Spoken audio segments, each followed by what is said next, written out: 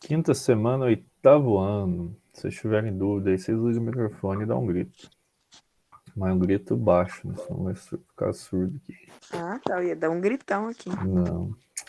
Unidades temáticas, configuração do mundo no século XIX. Só lembrando, né? Toda vez eu faço isso, mas vamos lá. 19. É um século aqui, certo? Então, 19 menos 1, 18.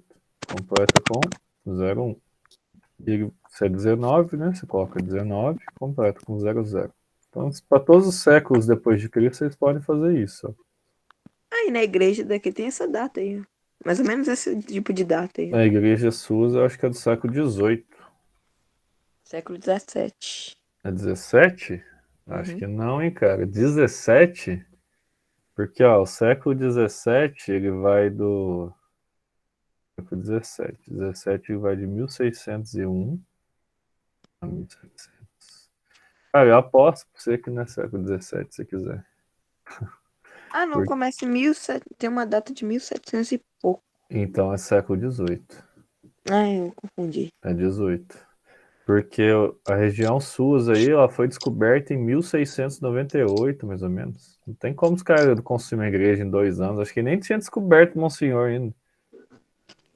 Ah, não, mas é que antes dessa igreja aqui, da capeta dos passos, que já tem esse milênios aqui, trem ali. Ah, sim, mas eu acho que não no século Não, 17, né? eu acho que não, de que Século Maria tá ali. 18. Tinha outra capela ali, que É, meu o pai século falou. 18. Ó. 18? 18, tranquilo. 18, daí eu já acredito. Que daí o 18 vai de 1701 a 1800. A igreja, os casarões, aí acredito que sejam mais ou menos dessa data aqui, ó, desse século aqui. Ó. Alguns do século XIX também, só que são poucos. Sabe aonde que é a Maria ali? Sei. Minha avó falou que tinha uma capela das Mercês muito antigona ali, mais velha que a igreja, que a capela de São Senhor dos Ah, Passos. com certeza tinha muita construção, assim, que foi demolida, né? Caiu, né, com o tempo. Ou Acho que caiu, é. demoliu. Aquela casa mesmo onde está sendo construída a sede da banda é uma casa antiga também, né? Ah, aquela lá, aquela casa é do século XVIII também. Tá É, escrito lá aquela no, casa bem antiga. nos folhetos. Objeto de conhecimento, pensamento e cultura do século XIX, darwinismo, então aquilo que eu expliquei até na última aula, que era darwinismo social, né? E racismo, discurso civilizatório nas Américas, o silenciamento dos saberes indígenas e as formas de integração e destruição de comunidades e povos indígenas, a resistência dos povos comunidades indígenas diante da ofensiva civilizatória. Bom, só vou explicar o darwinismo social de novo, porque eu acho muito importante. Darwinismo. Porque eu acho bem importante explicar o que que é. Então, Darwin é esse senhorzinho aqui, ó, que parece um Papai Noel, né? E ele tem a teoria da evolução. E se vocês imaginam a evolução do homem desse jeito, já pode tirar isso da cabeça. Não tem nada a ver com isso aqui, tá? Com macaco? Não, não tem nada a ver com isso aqui. O pessoal fala, ah, o homem é parente do macaco. Mentira, não é parente do macaco, tá? Ah, Quer mas ver? parece um pouquinho. Não, mas não tem. A gente não é parente do macaco, cara. Nem de muito de longe. O Quer parente ver? não, mas é nossos antecedentes. A gente tem um ancestral comum. Isso seria certo se afirmar. Porque Homem é o das seguinte, ó. cavernas. O que que você considera macaco? Normalmente são esses aqui, né? Esses aqui o pessoal ainda coloca como macaco também. O gibão, o orangotango, o gorila e o chimpanzé. O chimpanzé é o mais próximo da gente. Porque a gente tem um ancestral comum aqui, ó. Entendeu? Todos os primatas, nós temos um ancestral comum que seria o primeiro mamífero, né? Por exemplo, as baleias são mamíferos, o golfinho é mamífero. Pra vocês terem ideia, o grau de evolução da baleia, o animal terrestre que é o parente mais próximo dela, digamos assim, seria a vaca. Só para vocês terem noção de quão distante está essa evolução, né? Não, de quem que nós seria mais próximo? Do chimpanzé, Não, a vaca aí, quer dizer.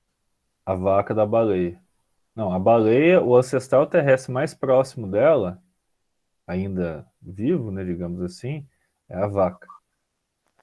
Mas depois, se Caramba. vocês quiserem, eu mostro um vídeo lá do Ah, peru por isso lá. que existe o peixe-boi, né, professor? Não, tem nada a ver, cara. Não fala bobeira, não. Pelo amor de Deus, tem nada a ver. Mas volta aqui, ó. Então, o Darwin é aquele senhorzinho lá que eu mostrei a imagem. Esse senhorzinho que parece Papai Noel, tá vendo? Esse cara eu já vi num filme, um tipo de personagem assim, só não lembro o nome do filme. Ah, tem vários personagens. Parece até o Gandalf do Senhor dos Anéis. É Mas mesmo. o que acontece é o seguinte: o que, que é o darwinismo social? Vamos explicar o que, que é o darwinismo. Então, tem uma teoria dele das girafas, por exemplo. O que acontece às girafas é que elas vivem no ambiente de savana e elas dependiam das árvores para se alimentar. Então, o que acontecia muitas vezes é que alguns descendentes dessas girafas nasciam um pouco maiores e os outros menores. Como vocês veem aí em família, um irmão ser maior que o outro e tudo mais. E o que acontece? Nas girafas, os membros que nasciam, as girafas que nasciam com um pescoço um pouco maior, elas se davam bem melhor na alimentação do que as girafas que tinham um pescoço menor.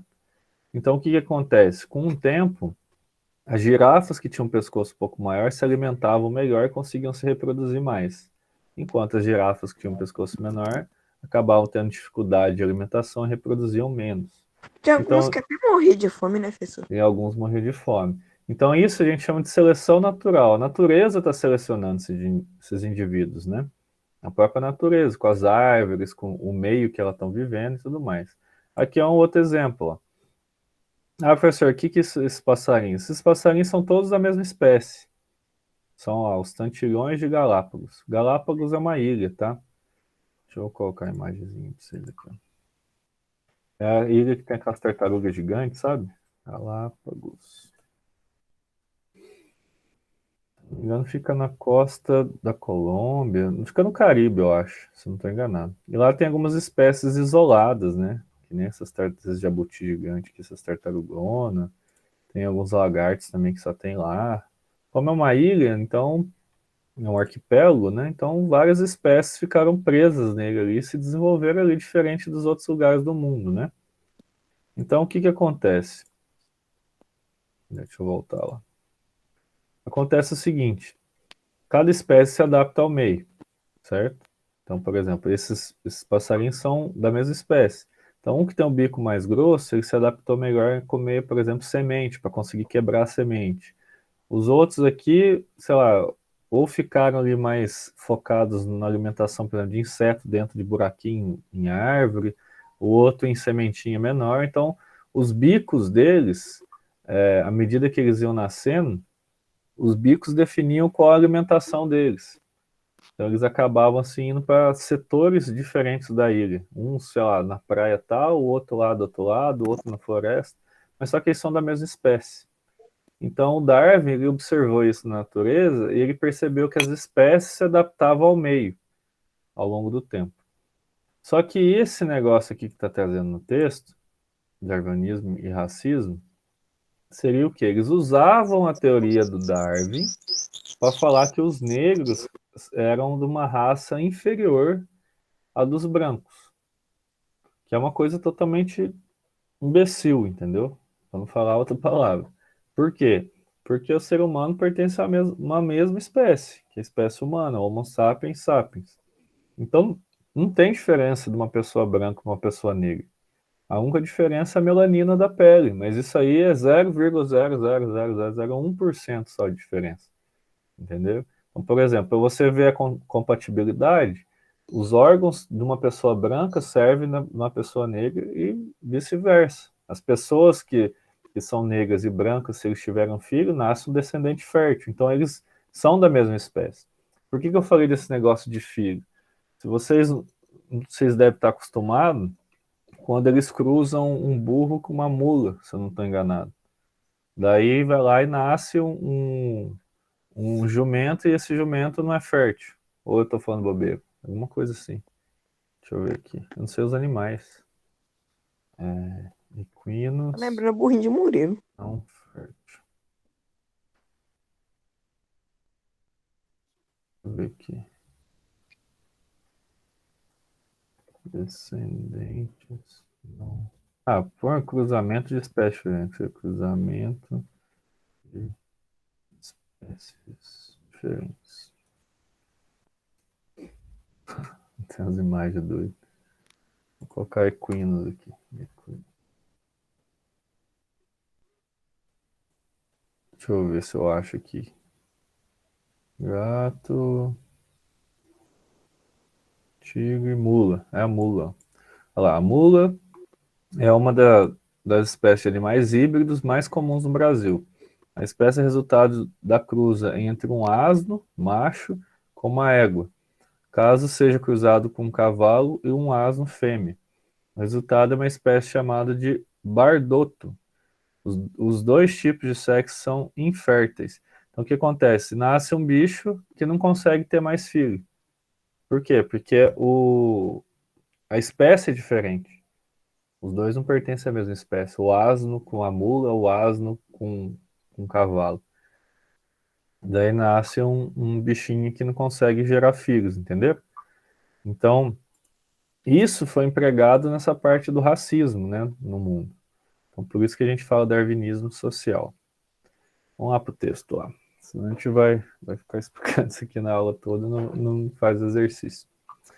Estados Unidos da América, ex-colônia e potência capitalista. Em 4 de julho de 76, as antigas colônias inglesas na costa atlântica do América do Norte declararam-se emancipadas. Então, os Estados Unidos era essa partezinha aqui, ó, tá? Essa parte aqui da costa.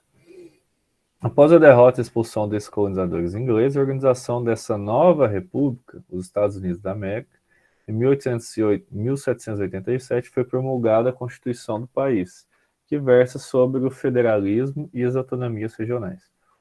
Para quem não sabe, gente, o federalismo, o Brasil também é um país federado, né?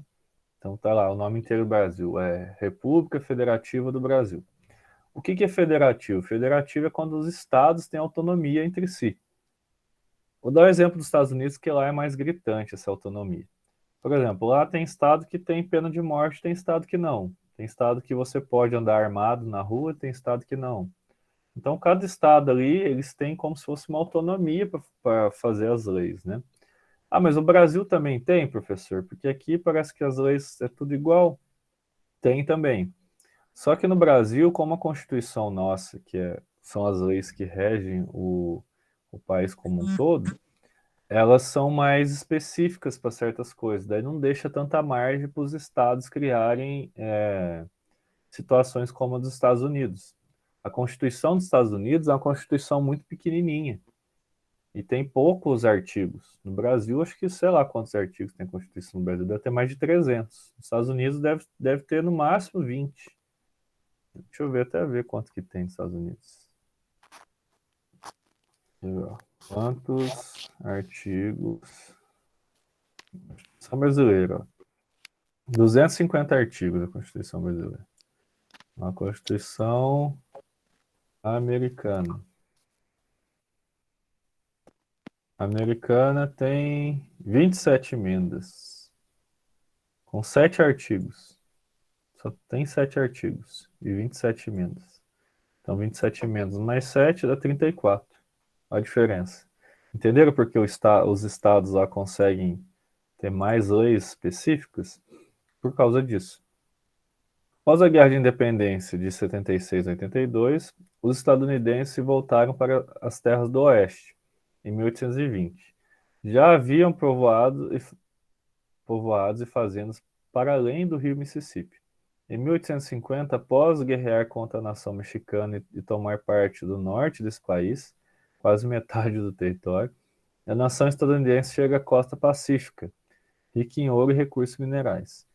Esse processo de expansão territorial é conhecido como Marcha para o Oeste, e o país concluiu esse processo em 1898 com a anexação das ilhas do Havaí. Essa Marcha do Oeste vocês devem conhecer através dos filmes, né? Filmes do Velho Oeste. Esses filmes do Velho Oeste, eles contam a trajetória dessas pessoas que foram invadindo o Oeste, tá? Então essas casinhas assim de madeira, tal, com uma linha de trem passando. Então esses filmes aqui contam, né, que eles lutavam contra os índios, que eles iam fazendo essas pequenas cidades assim no interior, tudo para tentar pegar ouro e tudo mais. O Pica-Pau também tem alguns episódios assim. Ele tenta pegar ouro numa mina e tudo mais. Aí, ó. Tem vários relatos, né? Do Pica-Pau também, do Velho Oeste. Ó. Ele faz amizade com o indígena. Que na verdade o indígena aqui é retratado como uma pessoa boba, né? Uma pessoa assim, sem maldade, essas coisas assim. Era o jeito que eles tratavam os indígenas nos Estados Unidos, né? Totalmente escuro. Olha lá, o episódio da mina. Ele tenta achar ouro. E o pé de pano aqui, ó. Daí esse negócio que ele tá na mão ele chama ouro de tolo, né? O ouro de tolo chama pirita. Pirita. Aí, ó. Aqui é o ouro de tolo. O pessoal acha que achou ouro, mas na verdade é outro mineral. É um Parece ouro ouro. falsificado. É o ouro falsificado da natureza. Só que tem nome, chama pirita. Natureza trolladora, só. É, você vai lá, achei ouro e tal, daí você achou essa pedra aqui, ó, que chama pirita. Não tem nada a ver com ouro. Nada a ver com ouro. Não vale nada, nem R$ 1, estranho. Ah, vale, mas é a mesma coisa comparar, sei lá, achei granito e achei ouro. Começa a vender granizo aqui. Granizo? É, ué, coloca na cerveja, os outros compram, bobo. Nossa senhora, vai recolher granizo na chuva? É, ué. Nem vou falar nada disso não. A justificativa para o processo de expansão territorial foi a doutrina do destino manifesto. A vocação dos estadunidenses para conquistar a América, autodefinindo-se como continuadores dos europeus em sua conquista e colonização do continente. O governo dos Estados Unidos empenhou-se em convencer a população de que ocupar territórios ao oeste era um direito, pois eram descendentes dos europeus, ou seja, eram superiores aos e civilizados em relação a nativos e negros. Então, o que acontece, né? Os portugueses eles chegaram a matar milhares de índios aqui, né? Mas hoje a gente ainda vê que existem tribos indígenas no Brasil. Lá nos Estados Unidos, praticamente deixou de existir, né? Porque quando eles encontravam, eles matavam, né? Para ocupar as terras deles. Então, basicamente, não existe indígena nos Estados Unidos. Tem alguns grupos indígenas ainda, mas são pouquíssimos em relação ao Brasil. Uma das consequências disso foi a tomada das terras indígenas, os povos originários e também dizimação desses povos. Fome, violência, falta de oportunidades e de terras para morar e sobreviver. É interessante notar que a construção identitária do país, nos filmes de cowboy, aí que eu estava falando, ou de western, que é o Velho Oeste, sempre há brancos maus e os indígenas maus. Que morrem de fome trágica, sempre há o branco mocinho, herói, que muitas vezes é auxiliado pelo bom selvagem. Então tem algumas histórias, né? A história mais famosa desse bom selvagem é aquela história da Pocahontas. Vocês já ouviram falar? Pocahontas. Eu nem sei escrever Pocahontas é com H. É. Tem a historinha da Disney, ó, da Pocahontas. A Pocahontas é uma historinha assim que uma indígena acaba se apaixonando por um homem branco e foge com ele, teoricamente. Basicamente é essa a história. Mas a Disney, se não me engano, fez um filme novo sobre a Pocahontas. Mas agora eu não lembro como que funciona. E é uma história baseada em história real, tá? Essa história da Pocahontas aqui. Aconteceu de verdade. Uma das principais formas de garantir a dominação dos territórios conquistados ou adquiridos foi estimular famílias brancas de origem europeia, descendentes de imigrantes, a ocuparem esses territórios a oeste. Chamados de pioneiros, essas famílias eram estimuladas pela chance de se tornarem proprietários de terras ocupadas.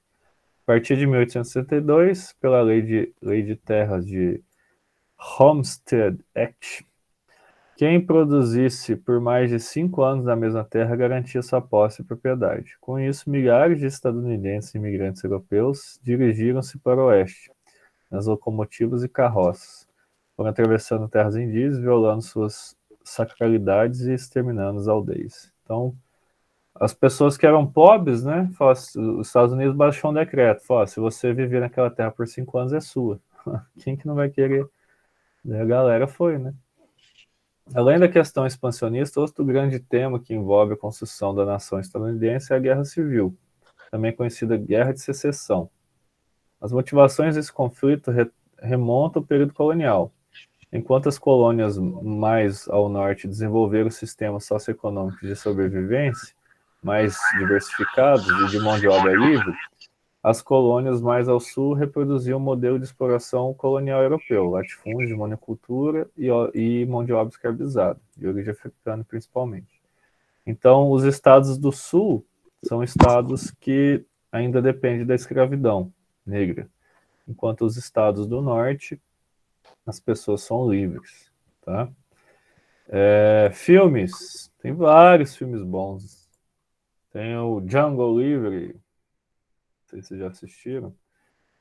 Esse filme que fala sobre a escravidão dos Estados Unidos.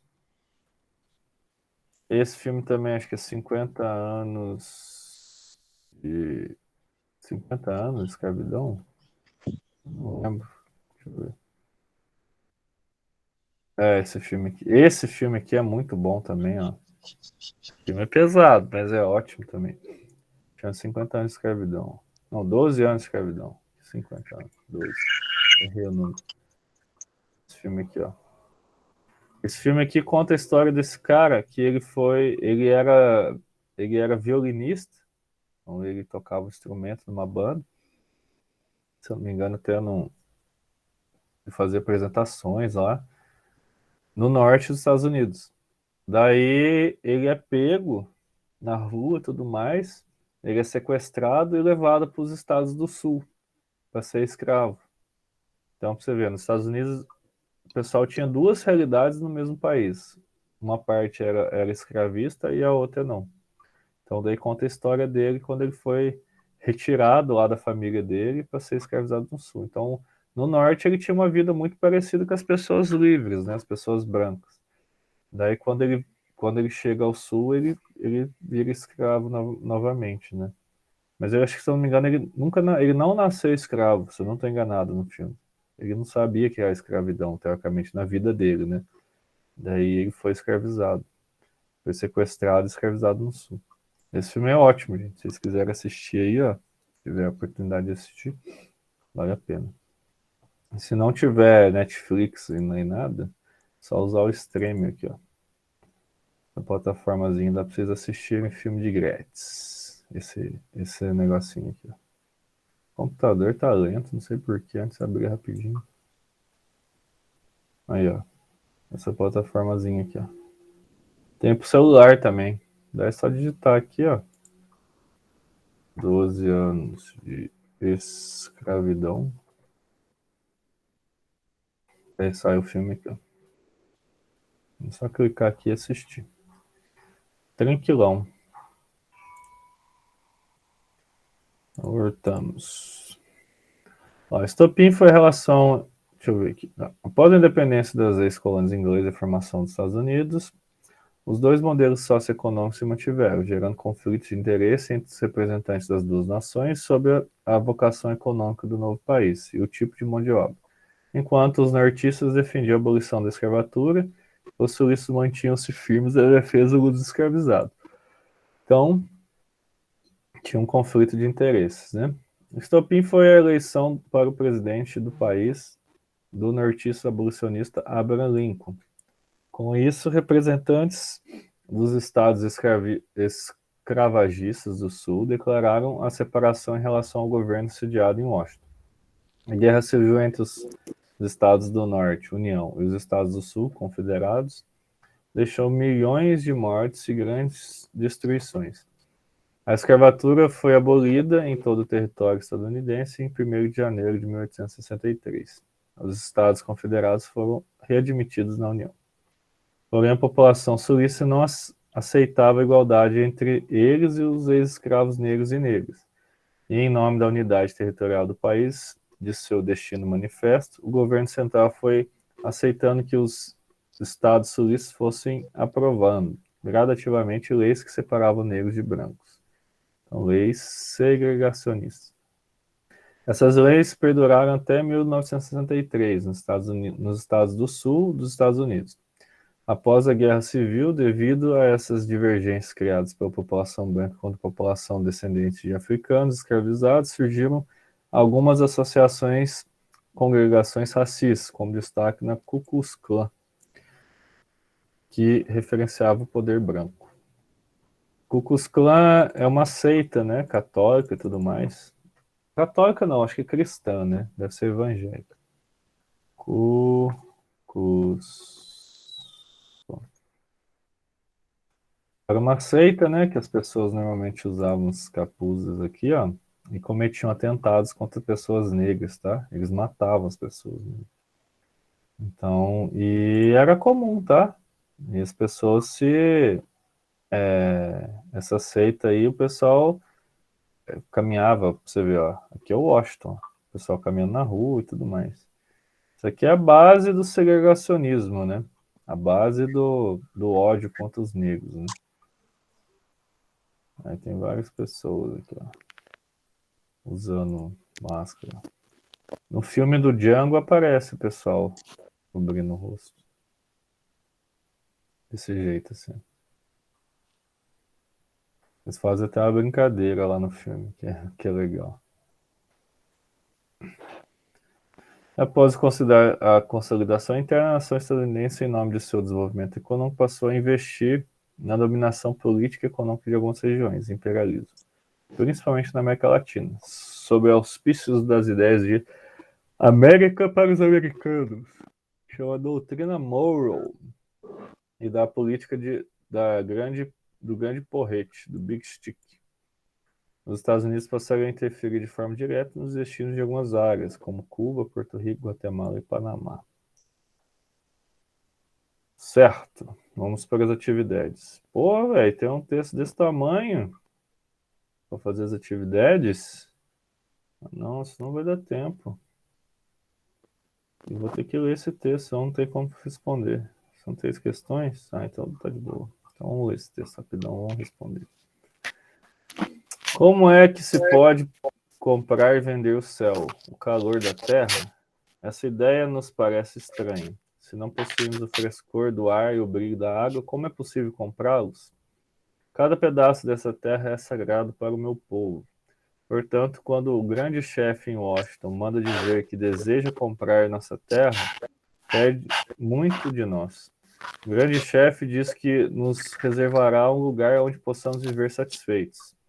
Ele será nosso pai e nós seremos seus filhos. Portanto, nós vamos considerar sua oferta de comprar nossa terra. Por isso será fácil. Essa terra é sagrada para nós. Essa água brilhante que escorre nos riachos e rios não é apenas água, mas o sangue de nossos antepassados. Se lhes vendermos a terra, vocês devem lembrar-se de que ela é sagrada e devem ensinar às suas crianças de que ela é sagrada e que cada reflexo nas águas límpidas dos lagos fala de acontecimentos e lembranças da vida do meu povo. O murmúrio das águas é a voz dos meus ancestrais. Os rios são nossos irmãos, saciam nossa sede. Os rios carregam nossas canoas e alimentam nossas crianças. Se lhes vendermos nossa terra, vocês devem lembrar e ensinar seus filhos que os rios são nossos irmãos e seus também. E, portanto, vocês devem dar aos filhos a bondade que dedicaram a qualquer irmão. Sabemos que o homem branco não compreende nossos costumes. Uma porção da terra, para ele, tem o mesmo significado que qualquer outra, pois é o forasteiro que vem à noite e extrai da terra aquilo que necessita. A terra não é sua irmã, mas sua amiga, e quando ele a conquista, prossegue seu caminho. Deixa para trás os túmulos de seus antepassados e não se incomoda. Rapta da terra aquilo que seria de seus filhos e não se importa. A sepultura de seu pai e os direitos de seus filhos são esquecidos. Trata sua mãe, a terra, e seu irmão, o céu, como coisas que possam ser compradas, saqueadas, vendidas como carneiros ou enfeites coloridos. Seu apetite devorará a terra, deixando somente um deserto. A visão de suas cidades fere os olhos do homem vermelho. Talvez seja porque o homem vermelho é um selvagem e não compreende. Não há lugar quieto nas cidades do homem branco. Nenhum lugar onde se possa ouvir desebrachar de uma folha na primavera ou bater de asas de um inseto. Mas talvez seja porque eu sou um selvagem e não compreendo. O ruído parece somente insultar os ouvidos. E o que resta da vida de um homem não pode ouvir o choro solitário de uma ave ou o debate dos sapos ao redor de uma lagoa à noite? Eu sou um homem vermelho e não compreendo. O índio refere-se suave murmúrio do vento acrespando a face do lago. O próprio vento, limpo como uma chuva de urna ou perfumado pelos pinheiros. Portanto, vamos mediar sobre sua oferta de compra da terra. Se decidimos acertar, imporei uma condição. O homem branco deve tratar os animais dessa terra como seus irmãos. Sou um selvagem e não compreendo qualquer outra forma de agir. Onde está o arvoredo? Desapareceu. Onde está a águia? Desapareceu. É o final da vida e o início da sobrevivência. Que diferenças há entre a visão do indígena da natureza e a visão do não indígena? E aí? O indígena trata a terra, trata o lago, o rio como sendo o quê?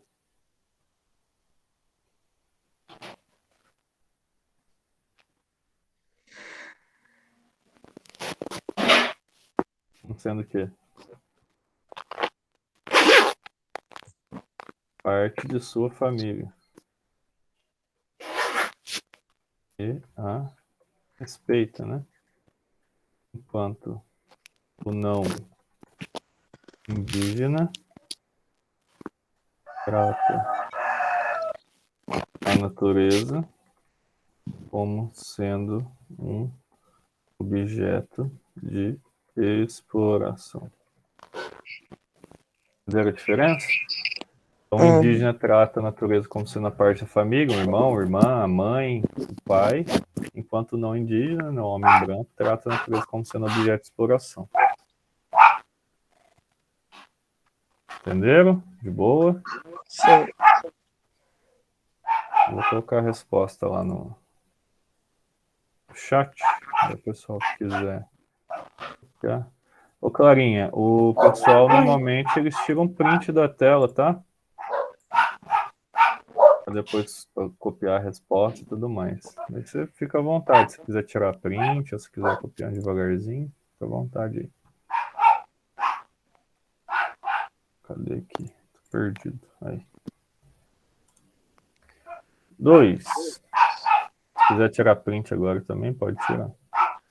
Qual o principal recado que o chefe Seattle enviou ao presidente estadunidense e aos seus representantes? E aí? É a carta, né, inteira. O que ele estava falando?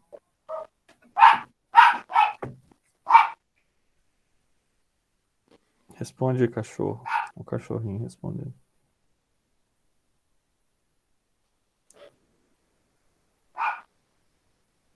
Você não vai falar nada, cara? Fala alguma coisa. Qual que era o recado da carta? É o que, professor? Qual que era o recado? Qual o principal recado que o chefe dá pro homem branco quando escreve essa carta?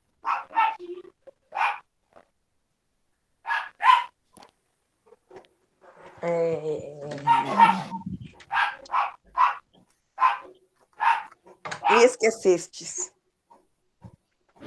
Me esquecer. Onde você tirou isso, meu filho?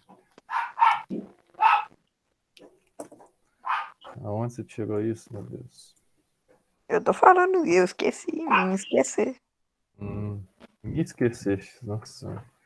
É Principal o jeito que o recado índio fala aí. do conteúdo Me querer comer. da carta seria de que o homem branco deveria respeitar. Professor, posta semana 1, 2 e 3 lá depois. Pra me corrigir com o meu. Eu vou postar hoje. Vou ver se eu posto os vídeos hoje. Deveria respeitar a natureza e preservá-la.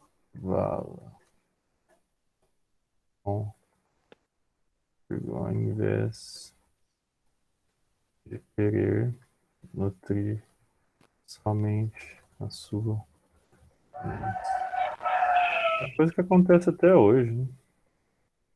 O homem é muito ganancioso.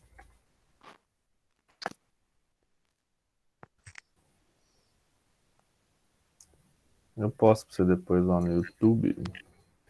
A resposta da 2 eu vou passar agora aí pra vocês. 2. Eu tirei um print aqui já. Foi o Ctrl-C, Ctrl-V aqui. O computador tá ficando lento, cara. Não sei por quê. Baixa antivírus, pô, é vírus. Não é vírus, cara. Então é porque tem Tô muita achando que é coisa. ser. Eu não gosto de usar o Chrome, cara. O Chrome tá toda hora deixando meu computador lento, cara. Quer Usa ver? o Google. Não, depois eu vejo. Ah, eu uso o Firefox. Eu uso o Firefox, só que para fazer o Meet com vocês, para ter essas ferramentas aqui, ó, por exemplo, de desfocar a tela e tudo mais, tem que estar no Chrome. Ah, tá. Explica o que é doutrina, destino e manifesto. Então, a doutrina diz respeito de que os descendentes dos europeus na América, nos Estados Unidos, né, têm direito de explorar as terras da mesma forma que os